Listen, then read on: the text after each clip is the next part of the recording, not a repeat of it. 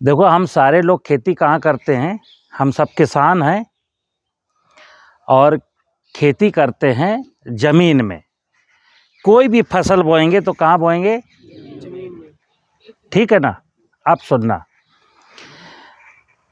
पिछले 70 सालों से 50 सालों से जब से हमने अपना खेती का तौर तरीका बदला, यानी खेती में प्रकृति को इग्नोर करके कृषि तकनीकी, रासायनिक उर्वरक, पेस्टिसाइड, मैकेनाइजेशन, डीप वाटर को निकाल के सिंचाई करना, खेत की मेड़ के पेड़ काट देना, बारिश का पानी खेत में ना रोकना और अधिक उत्पादन प्राप्त करने की होड़, जब से मैंने ऐसा कुछ शुरू किया तब से हमारी ज़मीन में इतने ज़्यादा कॉम्प्लिकेशन आ चुके हैं, इतने ज़्यादा कॉम्प्लिकेशन आ चुके हैं कि किसान की जितने प्रकार की फसलें, सैकड़ों प्रकार की फसल किसान बोता है और एक एक फसल में 5-5, 6-6, 10-10 प्रकार की मुश्किलें हैं।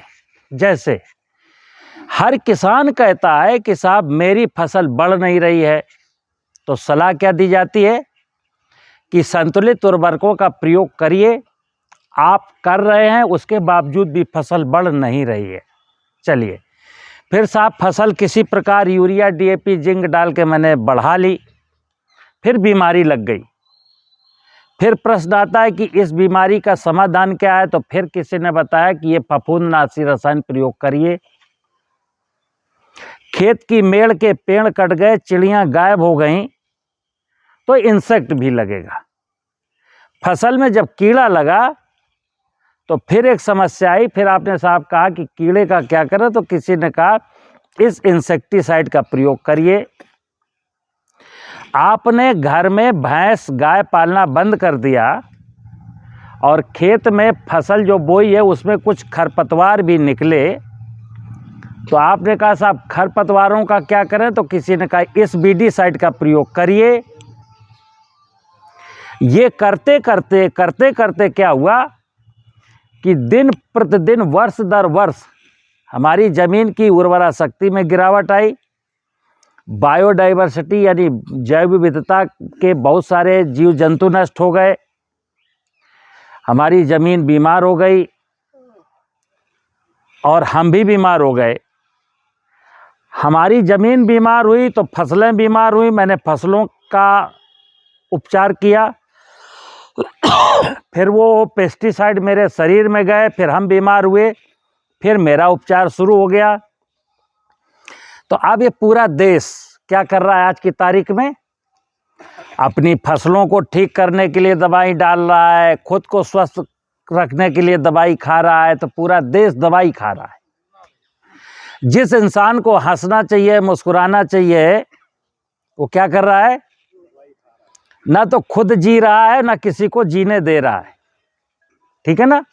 ये कहानी है, सिर्फ यहाँ से शुरू होती है कि मेरी जो ज़मीन है, ये धरती माता के ऊपर 84 लाख योनियों को के पालन पोषण का भार है। परमात्मा ने धरती को कहा है कि हे धरती, तुम्हारा उत्तरदायित्व है कि यहाँ कोई भूखा न सोने पाए। लेकिन हम इंसान क्या सोचते हैं कि ये धरती में जो कुछ भी होगा सब मेरे लिए होगा। तो जो खरपतवार उगते हैं वो अन्य जीव जंतुओं के लिए उगते हैं। वनस्पतियां तो आप अपने, फसल तो आप अपने लिए उगाते हैं, और फिर जब धरती माता किसी और जीव जंतु के लिए इंतजाम करती तो वो आपको नागवार गुजरता है और उसको मार देना चाहते हैं। तो हम सारे के सारे लोग आज की तारीख में प्रकृति की किसी भी इकाई को जीने नहीं देना चाहते।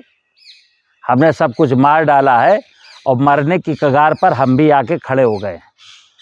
तो आज की तारीख में जो प्राकृतिक खेती का विषय है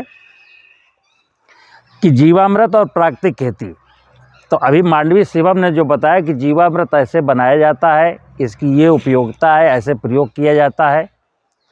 और मैं कहता हूँ प्राकृतिक खेती का मतलब है कि अपनी ज़मीन की उर्वरा शक्ति को ठीक करना, क्योंकि ज़मीन में ही तो बीज बोएंगे। अभी क्या था, बीमार तो मेरी ज़मीन है, बीमार हमारी जमीन है, और जमीन की बीमारी का लक्षण दिखता है फसल पर। तो हम फसल की बीमारी को ठीक करने लगते हैं और बीमार हो जाते हैं हम खुद, तो हम फिर खुद डॉक्टर के यहाँ पहुँच जाते हैं। तो ये जसपाल भट्टी का उल्टा पुल्टा सीरियल आजकल चल रहा है। तो मैं क्या कहता हूँ कि प्राकृतिक खेती में ज़मीन को ठीक करना है, और ज़मीन को ठीक करने के लिए वर्षा का पानी खेत में रुकना, खेत की मेड़ पर पेड़ लगाना, और घर में पशु पालना। जल, जंगल, जानवर के बिना ज़मीन हेल्दी नहीं हो सकती। जीवामृत एक प्राकृतिक खेती का छोटा सा एक पार्ट है, जिसमें हम जो ज़मीन के जीवाणु नष्ट हो चुके हैं जाने अनजाने, उनकी पुनर्स्थापना करते हैं। जंगल से मिट्टी लाते हैं, मिट्टी को पानी में डालते हैं, उसको गुड़ और आटा खिलाते हैं, बैक्टीरिया मल्टीप्लाई होते हैं, और जब खूब ढेर सारे मल्टीप्लाई हो जाते हैं तो इस मटेरियल को ले जाके अपने खेत में इनॉकुलेट करता हूँ। अभी आप सब पूरे देश में यही प्राकृतिक खेती के नाम पर जो सिखाया जा रहा है, जो समझाया जा रहा है, मतलब जीवामृत को भी गुड्डे गुड़िया का खेल समझा जा रहा है। क्या? 10 लीटर पेशाब गाय का, 10 किलो गोबर, 1 किलो बेसन, 1 किलो गुड़ और 500 ग्राम बरगद के पेड़ के नीचे की मिट्टी। बरगद के पेड़ के नीचे की मिट्टी कह दी गई। अब जो किसान बरगद के पेड़ के नीचे की मिट्टी ले आया, उसे ये नहीं बताया गया किस सीजन में लाओगे, बरगद का पेड़ कहाँ पर खड़ा होना चाहिए, उसके नीचे अगर माइक्रोब्स होंगे तो किस दशा में होंगे। तो किसान एक बरगद के पेड़ के नीचे की मिट्टी जून के महीने में ले आया, जिसमें नमी थी नहीं तो उसमें बैक्टीरिया थे नहीं। अब फिर कहा गया 72 घंटे में बन जाता है।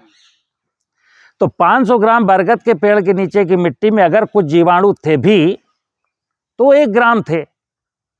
1 ग्राम जीवाणुओं को हम 200 लीटर पानी में कहते हैं 200 गुना हो जाएं, 2 लाख गुना हो जाएं। कैसे हो जाएंगे 72 घंटे में?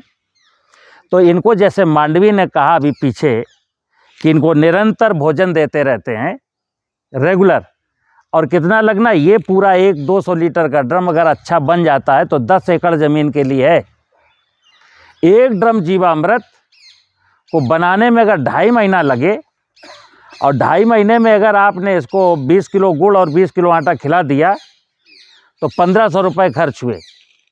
लेकिन अगर ये 1 ड्रम 10 एकड़ ज़मीन में उपयोग हो गया तो डीएपी ही अगर बचाई तो 1400 की 1 कट्टा और 10 बोरी डीएपी, यानी 1500 रुपये लगाने के बाद हमने 14,000 की डीएपी बचा ली।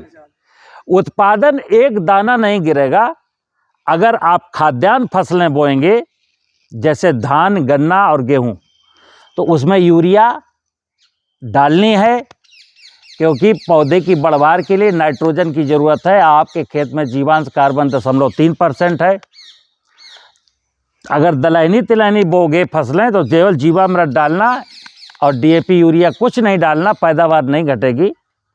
लेकिन अगर खाद्यान्न फसलें गेहूं, धान, गन्ना बोगे तो डीएपी, पोटाश, जिंक कुछ भी मत डालना, लेकिन यूरिया डालना, तो भी पैदावार नहीं घटेगी। अब यहाँ पर कुछ लोग कमेंट्स करते हैं कि प्राकृतिक खेती में आप यूरिया क्यों बताते हो? तो मैं इसलिए बताता हूँ कि किसान को अगर घाटा नहीं होगा तो कोई विधि अपनाएगा। अगर उसका उत्पादन 10 कुंटल की बजाय 6 कुंटल रह जाएगा तो उस विधि को नहीं अपनाएगा। इस विधि में आपको उत्पादन घटने वाला नहीं है, ठीक है ना। तो उत्पादन इसलिए नहीं घट रहा क्योंकि आपकी ज़मीन में ढेर सारा फास्फेटिक फर्टिलाइजर अनसोल्यूबल फॉर्म में पड़ा हुआ है। इसके माइक्रोब जब खेत में जाएंगे तो उसको सोल्यूबल फॉर्म में बदल करके फसलों को दे देंगे। नाइट्रोजन एक ऐसा पदार्थ है जो ज़मीन में नहीं रहता, या तो पानी के साथ नीचे लीच करता है या हवा में उड़ता है। नाइट्रोजन को रोकने की सामर्थ्य केवल कार्बनिक पदार्थ में है। अगर हमारे खेत में जीवांश की मात्रा 1% हो जाती है तो फिर हमारी नाइट्रोजन की सप्लाई पूरी होती है बिना यूरिया दिए। लेकिन अगर जीवांश हमारी ज़मीन में कम है तो नाइट्रोजन हमको अतिरिक्त में देनी पड़ेगी। या कोई बहुत दमदार किसान हो जो कम उत्पादन होने पर भी बर्दाश्त कर सकता हो तो वो यूरिया भी न डाले, कोई दिक्कत नहीं है। एक इसका लाभ और है, जैसे अभी मैंने फर्टिलाइजर के बारे में कहा, इसमें ऐसे जीवाणु है, फसलों में 70% बीमारियां भूमि जनित लगती हैं। ये जीवाणु अगर किसी जमीन में चले गए, सब्जी की खेती में बहुत सारा बीमारी लगता है। अगर किसी किसान ने सब्जी की खेती करने के 2 महीना पहले ये जीवामृत डाल दिया खेत में, 60 दिन का समय मिल जाए तो 60 दिन के अंदर इसके जो सूक्ष्म जीव हैं वो सॉइल में जो नेगेटिव पैथोजन है, जो टमाटर, बैंगन, भिंडी में बीमारी फैलाने वाले थे, उनको वही खत्म कर देते हैं। तो आप बेशक तजुर्बा कभी भी कर लेना, इस विधि से बनाया गया जीवामृत अगर आप खेत में डालते हैं 1-2 महीना पहले और सब्जी की खेती करते हैं, तो जो आप 40-50 हज़ार का केमिकल यूज करते हैं फसल को बचाने के लिए, उसकी ज़रूरत नहीं पड़ेगी। मुद्दा केवल इतना हुआ कि ज़मीन जैसे ही ठीक हुई, आपकी ज़मीन का स्वास्थ्य जैसे ही ठीक हुआ, वैसे ही बहुत सारी चीज़ें अपने आप ठीक हो गई। अभी क्या है, अभी मैं फसलों की बीमारी ठीक करना चाहता हूं, जमीन की बीमारी ठीक करना नहीं चाहता। और देश का कोई भी व्यक्ति बुद्धिजीवी जो आपके साथ बिजनेस करता है, फिर बता दूं, जो किसानों के साथ मिलकर के बिजनेस करते हैं, फर्टिलाइजर बेचने का काम करते हो, चाहे पेस्टिसाइड बेचने का काम करते हो, चाहे बोरिंग का काम करते हो, चाहे कृषि यंत्र बेचने का काम करते हो, पूरी की पूरी टीम बिल्कुल नहीं चाहेगी कि किसान अपनी जमीन की बात को समझे। क्यों? जिस दिन मां जिंदा हो जाएगी, उस दिन सारे कारोबार बंद हो जाएंगे। तो देश का 14.5 करोड़ किसान इस बात को ध्यान रखे कि अगर उसको जिंदा रहना हो, यानी किसान को जिंदा रहना हो, तो उसे अपनी जमीन को जिंदा करना पड़ेगा, क्योंकि जमीन जब तक जिंदा नहीं होती है, किसान के चेहरे पर मुस्कान नहीं आ सकती है। अब जिस किसान भाई का प्रश्न हो, जरा प्रश्न करें, पूछो। क्या कोई कह रहा था ना मुझे कुछ पूछना है? जैसा कि मैम ने बताया है कि इसके प्रयोग से डीएपी डालने की आवश्यकता नहीं है। जो 2 योजनाएं इस पर चल रही हैं, नमामि गंगे योजना और APKVY, इसमें प्रोम की प्रस्तुत की जाती है कि प्रोम में डालिएगा। ये फिर बताओ, प्रोम को कहते हैं फास्फेट रिच ऑर्गेनिक मैन्योर प्रोम। कोई वैज्ञानिक कुछ भी बोले, प्रकृति में ऐसा कोई पदार्थ नहीं है जिसे प्राकृतिक कह सके और उसमें फास्फेट ज्यादा हो। फास्फेट का स्रोत मैंने बोला रॉक फास्फेट है, और रॉक फास्फेट का वैसा ही है व्यवहार कि रॉक फास्फेट में जो फास्फेट है वो अघुलनशील अवस्था में है। उसको घुलनशील अवस्था में लाने के लिए जब डीएपी की मैन्युफैक्चरिंग होती है, तो उसको सल्फ्यूरिक एसिड से क्रिया करा के उसको सोल्यूबल फॉर्म में कन्वर्ट करते हैं। कुछ दिन के लिए रहती है। मैंने बोला ना, जैसे अभी आप फास्फेट डालते हैं, 1 बोरी अगर आपने डीएपी डाली है जिसमें 23 किलो फास्फेट है, 23 किलो में 5-6 किलो आपकी फसल में उपयोग आनी है, शेष 15-16 किलो फास्फेट वहीं फिर अघुलनशील अवस्था में अगेन रॉक फास्फेट में कन्वर्ट हो जाएगी। तो ये जो ये फास्फेट रिच ऑर्गेनिक मैन्योर है, इस नाम की कोई वस्तु नहीं है, पूरा का पूरा किसानों के साथ छल है, पाखंड है। मैं फिर बोला कि रॉक प्रोम की जरूरत, ये प्रोम बना देगा खेत में। आपकी जमीन में, मैंने बोला आपकी जमीन में क्विंटलों फास्फेट पड़ा हुआ है, जिस दिन ये जीवामृत जाएगा उस फास्फेट को सोल्यूबल फॉर्म में कन्वर्ट करेगा, हमें प्रोम डालने की जरूरत बना देगा। ठीक है ना? और कोई भला आप कौन सा प्रश्न?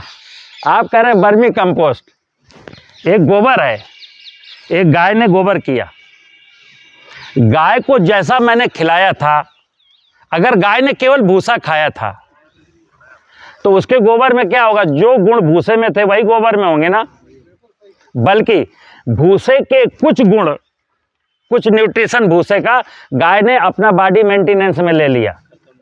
तो गोबर में जब कुछ आया तो 10-5% कम होके आया। अब ये वाला गोबर मैंने केचुए को दे दिया, हमने कहा तू खा ले। तो केंचुए ने अपने बॉडी मेंटेनेंस में कुछ ले लिया 5%, तो गोबर की जो वैल्यू थी उसमें फिर 5% की गिरावट आ गई। अब लोग कह रहे हैं वर्मी कंपोस्ट में पोषक तत्व बहुत होते हैं, तो मैं उनसे पूछता हूँ पोषक तत्व कहाँ से आते हैं? गाय के पेट से पैदा होते हैं कि केंचुए के पेट से पैदा होते हैं?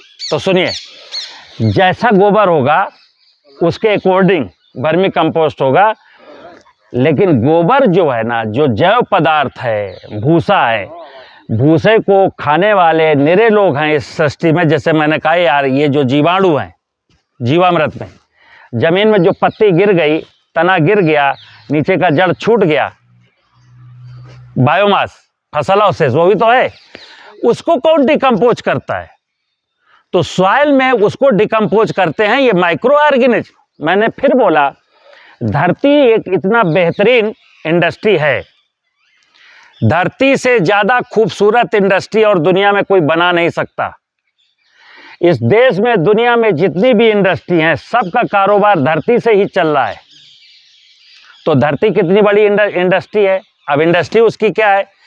धरती का इंडस्ट्री जो है, उसमें जो मैकेनिज्म है, उसकी जो लेबर है, वो है जीव जंतु। कौन? जैसे किसी फैक्ट्री में 5000 आदमी काम करते हैं, तो ये जो 5 एकड़ 10 एकड़ जो जमीन का टुकड़ा है, इसमें करोड़ों जीव काम कर रहे हैं। केंचुआ है, दीमक है, गुबरैला है, सूक्ष्म जीव हैं, ये सब काम कर रहे हैं। और इनका रॉ मटेरियल क्या है? इनका रॉ मटेरियल है मलमूत्र, फसलों के अवशेष, बाग बगीचों की पत्तियां, पेड़ों से जो गिर गई, जो आप जाने अनजाने वहां पर ड्रॉप छोड़ आए, वो रॉ मटेरियल है। अब किसी इंडस्ट्री में प्रोडक्शन कितना निकलेगा, ये डिपेंड करता है रॉ मटेरियल पर, लेबर पर नहीं डिपेंड करता। अगर रॉ मटेरियल है, लेबर को मार डाला गया है, तो भी इंडस्ट्री कुछ पैदा नहीं कर पाएगी। तो जीवाणु मैंने जीवामृत बना के उसकी मैकेनिज्म यानी लेबर वहां पर डाल दिए, लेकिन रॉ मटेरियल नहीं डाला मैंने। तो ये रॉ मटेरियल जब नहीं है, इंडस्ट्री का रॉ मटेरियल जिससे ह्यूमस बन जाए, बाद में फल बन जाए, अनाज बन जाए, सब्जी बन जाए, तो रॉ मटेरियल क्या है? मलमूत्र, बाग बगीचों की पत्तियां, फसलों के अवशेष, ये हमारा रॉ मटेरियल है। तो कई बार अभी क्या है, पुराने वाले विधि में जो जीवामृत की बात करते हैं, बोला पहले पानी में डाल दो, दूसरे पानी में डाल दो, तीसरे पानी में डाल दो। कई किसान देश के ऐसे हैं, बोले साहब मैं 7 साल से प्राकृतिक खेती कर रहा हूँ और हमारा सा उत्पादन दिन पर दिन घटता जा रहा है। हमने कहा क्या करते? बोले जीवामृत डाल रहा हूँ। अब आप बात समझो, और कुछ डालते? बोले बस जीवामृत डाल रहा हूँ। यार इंडस्ट्री में लेबर, तुमने जहां 5000 लेबर का रिक्रूटमेंट होना चाहिए, वहां 25000 लेबर जो भर दिए, और उनको काम करने के लिए रॉ मटेरियल नहीं दिया। भाई वहां मलमूत्र होगा, बायोमास होगा, कार्बनिक पदार्थ होगा, तब तो इंडस्ट्री चलेगी, ठीक है ना। तो ये जो वर्मी कंपोस्ट है ना, झुनझुना, खेत का केंचुआ मरवाया है। तुम्हारे खेत में लाखों केंचुए थे जिनको क्लोरोपारीफास डाल के मरवा दिया गया। अब क्या किसान को सिखा रहे हैं? वर्मी कंपोस्ट बनाओ, गुड्डे गुड़िया का खेल करो ना, खेती का काम बंद कर दे, वो केंचुआ पाले। पालना चाहिए उसको फसल, बाग बगीचा, और वो क्या पाल रहा है?